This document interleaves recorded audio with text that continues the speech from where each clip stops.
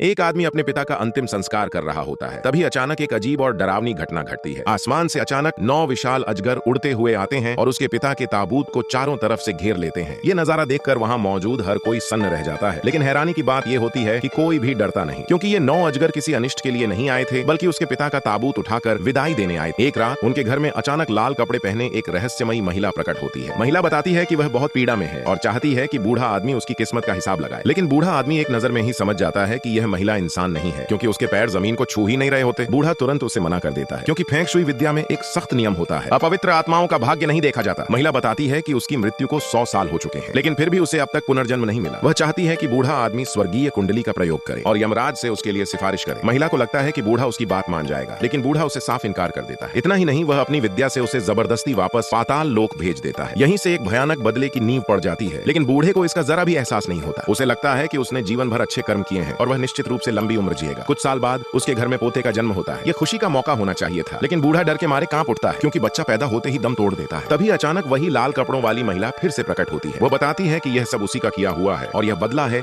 उस दिन मदद न करने का। बूढ़ा यह सुनकर गुस्से से आग बबूला हो जाता है। वह महिला को कोसता है कि उसने एक मासूम बच्चे पर हाथ उठाया। इसके बाद वह एक ऐसा कदम उठाता है जो किसी भी तांत्रिक को नहीं उठाना चाहिए। वह जबरदस्ती स्वर्गीय कुंडली तियानग्वा का प्रयोग करता है और सीधे यमराज से संवाद करता है। वह यमराज से अपने पोते की आत्मा वापस भेजने की मांग करता है। जैसे ही कुंडली पूरी होती है, बच्चे में तुरंत जान लौट आती है, लेकिन उस महिला की आत्मा बुरी तरह घायल हो जाती है। बूढ़ा उसी वक्त मंत्र पढ़कर महिला को एक चित्र में हमेशा के लिए कैद कर देता है, ताकि वह कभी दोबारा इंसान बनकर जन्म न ले सके। हालांकि सब कुछ ठीक होता दिखाई देता है, लेकिन स्वर्गीय कुंडली का दुष्प्रभाव तुरंत सामने आ जाता है। बूढ़े की आयु अचानक आधी रह जाती है और वह वहीं खून की उल्टी करने लगता है। अपनी हालत समझकर वह तुरंत अपनी विद्या को हमेशा के लिए सील कर देता है। इस वजह से उसकी मौत तुरंत नहीं होती। 15 साल बाद उसे एहसास हो जाता है कि उसका अंत अब करीब है। वह अपने पोते उज्जैन को बुलाता है और उसे बताता है कि उसकी जान स्वर्गीय कुंडली के जरिए यमलोक से उधार ली गई है। वह कहता है कि अगर वह जिंदा रहता है तो उज्जैन सुरक्षित रहेगा।